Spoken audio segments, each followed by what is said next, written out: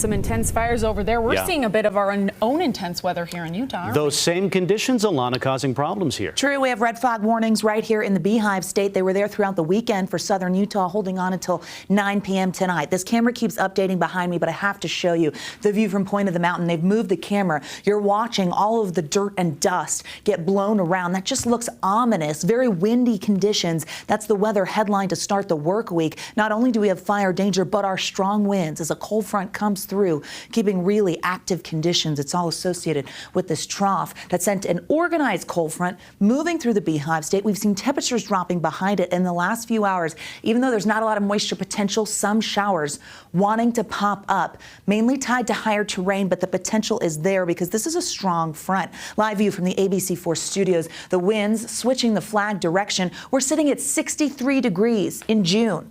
Wow. Okay. This is an unseasonably cold late season blast here as temperatures continue to drop. We were in the 70s as we started the 4 o'clock hour, and that has greatly shifted. Taking a look at the winds right now, we're seeing them along the Wasatch Front begin to taper. 32-mile-per-hour gust in Layton and Ogden. 15 minutes ago, these were in the 40s. So we're watching 40-mile-per-hour gust in Salt Lake right now as those winds trek further south with strong winds in the Utah Valley area. They were just added to that high wind warning. Here it is. High wind warning until 9 p.m. Utah County into Tooele County and the West Desert. Very strong winds. We're getting gusts between 50 and 70 miles per hour. Extremely dangerous crosswinds on I-80. And then wind advisories. Notice the Tooele and Rush valleys. And as we step back, you're able to see until 9 p.m. tonight, the brand new wind advisories issued for the West Desert, where we're still getting gusty conditions and blowing dust is actually limiting visibility. Castle Country has its own wind advisory with downslope potential through 3 a.m. And then lower Washington County will see that wind advisory hold on until tomorrow morning. And that's because overnight, the downslope winds will get them. Enhanced canyon winds in the southern portion of the state, those gap winds, they can be tough. Temperatures dropping. We're in the 50s in Logan. It's 51 degrees right now in Logan. We've fallen into the 60s. Heber at 72 as Salt Lake sits at 63. Cooler air making it to Utah County with those mid-60s, and then you can kind of draw a line as to where that cold front is. Hasn't hit Vernal as they sit in the 80s, but it's moved into Delta at 68, so the warmth holds on. Southwesterly winds in the south will eventually change direction, but as the front gets closer, those peak winds climb. 50s for the next several hours. Mostly cloudy skies right now for the Wasatch Front. Partly cloudy by the time we hit ABC4 News at 10 at 52. Cold overnight ahead. So much so that we've got new warnings. We'll get there, but let's talk big picture here. The big positive, we're pushing that wildfire smoke to the east. These strong winds, getting it out of here. Good news there. And as we get through our futurecast, it shows the winds tracking that wildfire smoke that has been plaguing southern Utah with hazy skies over to the east as we head into tomorrow.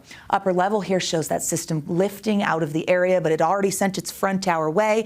We stay with the potential of southwesterly flow through the week, but then an influx of moisture in eastern Utah as we get towards the close of the work week. Why am I showing you this? Because I want to forewarn you early that high pressure comes back. We're starting the week way below average, but we're going to be talking triple digits by the weekend. Telling you now so you can be prepared. Futurecast, look at, here's the front. Look at those winds right along that boundary by 8 p.m. into south central Utah.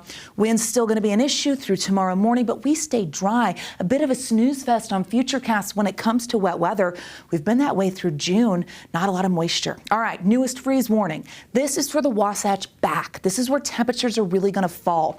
Heads up, Park City, Eden, Liberty. This goes into effect at 9 p.m., holds on through 9 a.m. This is late season. So your sensitive vegetations, your tomatoes, your fruit trees, this is going to be really hard for them. Cover them up if they're in your yard and you live on the Wasatch back. 60s and 70s for tomorrow, 80s in Moab, 90s in St. George, significantly below average, as the average in Salt Lake this time of year is the mid-80s. So we're going to be 15 degrees below where we typically are.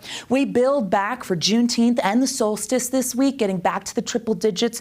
We're sizzling by Sunday. Here's the Wasatch Front, 70s, 80s. How about a few 90s? Slight chance as we get into the weekend with that system bringing in moisture on Friday. And then there's that 100-degree day. So a little bit of something for everyone. I mean, it's like a ping pong match. We're in the 60s right now. We're talking 100 by next Sunday. Wow. Isn't that fun? Yeah. A ping pong match. It's Yes. just like, but it's not nice ping pong. It's like, like it's really, you know something about that, don't you? No, I'm just smiling.